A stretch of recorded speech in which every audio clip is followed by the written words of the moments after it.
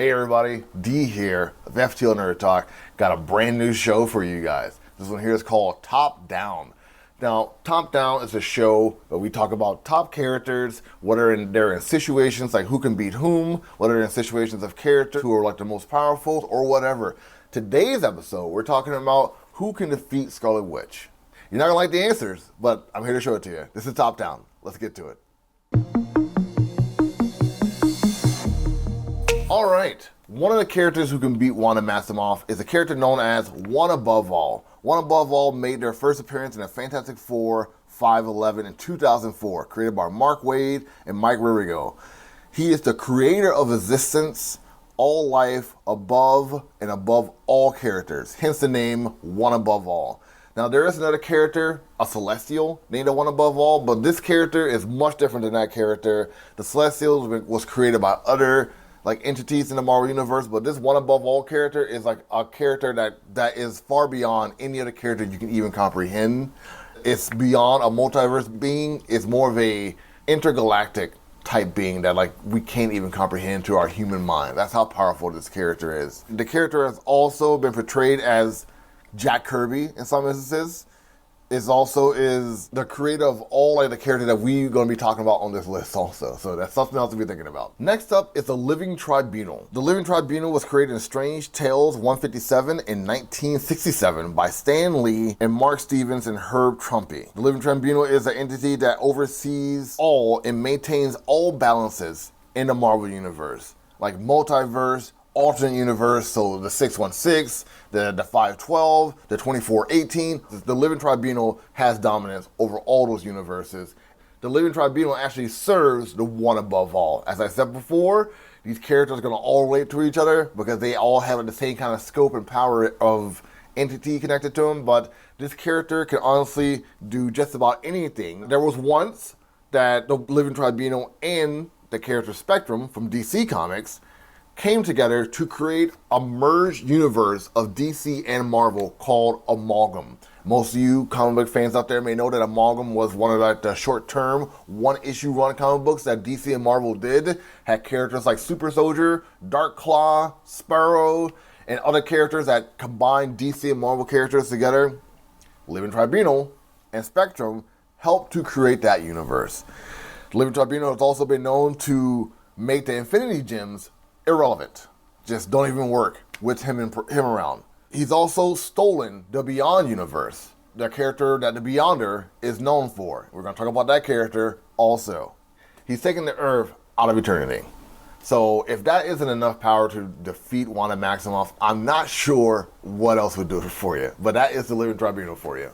Alright, next up is the Beyonder. The Beyonder came out in Secret Wars May 1st in 1984. He was created by Jim Shooter and Mike Zeck. The Beyonder is the sum total of all entire multiverses. He is a character from the Beyond realm, which is why he has the name the Beyonder. Now, when I say he has the sum total of all multiverses, that means all the multiverses do come into the Beyonder. So all the powers, all the kind of like the Living Tribunal, but his power is actually less than the Living Tribunal. There's been instances that the Living Tribunal and the Beyonder has gone against each other, and those outcomes have not been well for the Beyonder. The Beyonder also created Battle World. As most of you know, in Secret Wars, the Battle World is where the Beyonder gather up many heroes and villains of the 616 Marvel Universe and put all those characters into a battle-like simulation to have them all fight against each other to see who would be the top person to win in battles, to define what is good and what is evil. It did not end well for anyone in this situation, but it did happen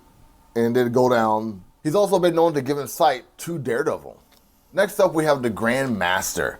The Grand Master was created in Avengers Comics, issue 69 in 1969 by Roy Thompson and Sal Buscemi. His origins are completely unknown. He has no real origins of where he is or who he's from. He's said to be one of the first intelligent beings in the cosmos, and he's also likes to play games. One of the games that he's played is with Thanos, and one of those games had resulted in him losing the Mind Gem, a gem that he possessed himself. He's also played a game with Death and Hawkeye and Nemesis. In all those games, from what I've seen, he's not won any of them.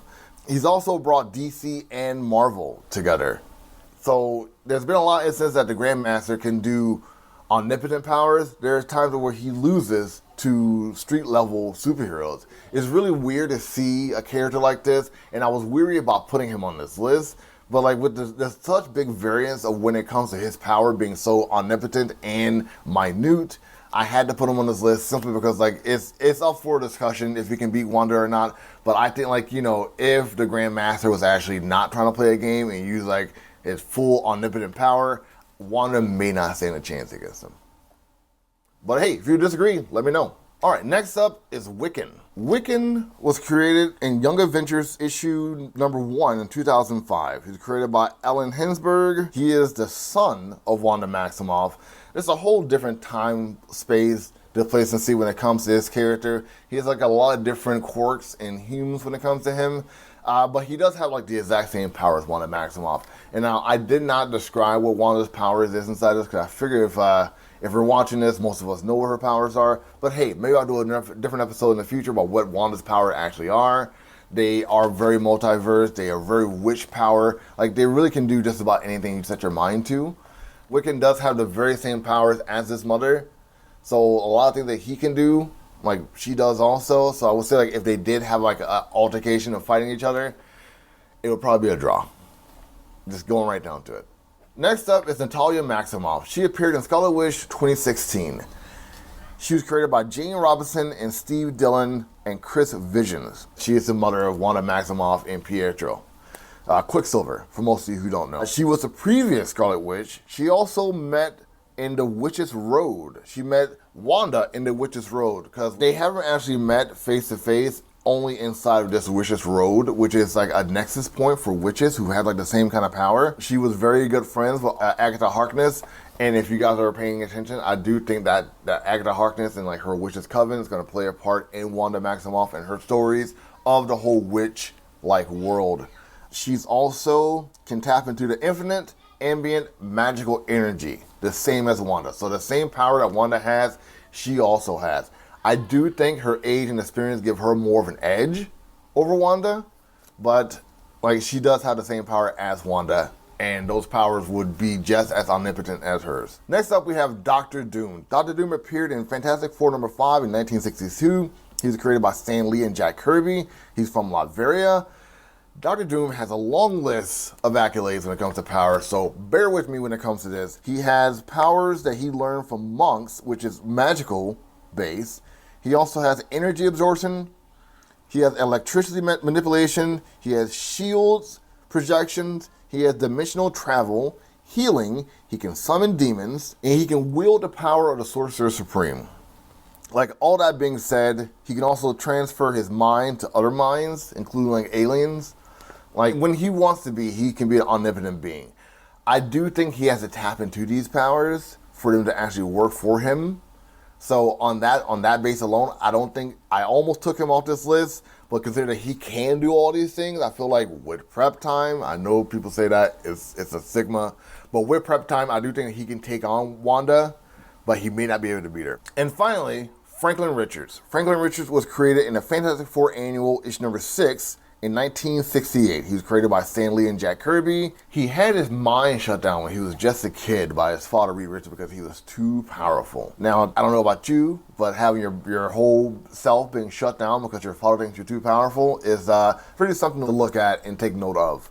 But he had to be trained by Agatha Harkness also a character that's related towards not only Wanda, but also Wanda's mother. So he was trained by her as a kid to hone his power and to use his power as best as he possibly could. Even though they weren't ambient magical powers, she still taught him how to use these fantastical powers that he had. He had the ability to create a pocket universe. As most of you know, Heroes Reborn is also a pocket universe in the Marvel universe. And as the character Franklin Richards got older, he also created other universes and gone to different multiverses and created himself in different entities and things like that. So like as the character has gotten older and moved on to certain things, like he has gotten more powerful. But like the character we're talking about right now is like the child form version of Franklin Richards. But even as a child, he created a pocket universe after certain events happened in the Marvel universe His power is on par with Celestial, but like again, as I said, as he got older, his power did get stronger. So we're talking about the child form of Franklin Richards right now. Why Wanda will fight a kid is probably beyond me, but if you watch Doctor Strange, Multiverse of Madness, she does kidnap kids. So there you go. Also, Franklin Richards had the power to rearrange molecules at like the microscopic level. So I do think like he does like put himself into a change to fight characters like Wanda, to put up a good fight. But much like Doctor Doom, I don't think he can win a fight against Wanda, but I do think some people will say that he could. So that's why he is on this list. And that's your list. That's top down. First episode. I hope it did well. I hope you guys like it. I hope you guys follow and subscribe. Let me know like what else I should be doing in the future. What other characters, what other points, situations I should be talking about. Should I go more in depth? Should I not go more in depth? Let me know. This was nervous for me. This was a wreck. So I hope you guys enjoying it. Until next time, take it easy.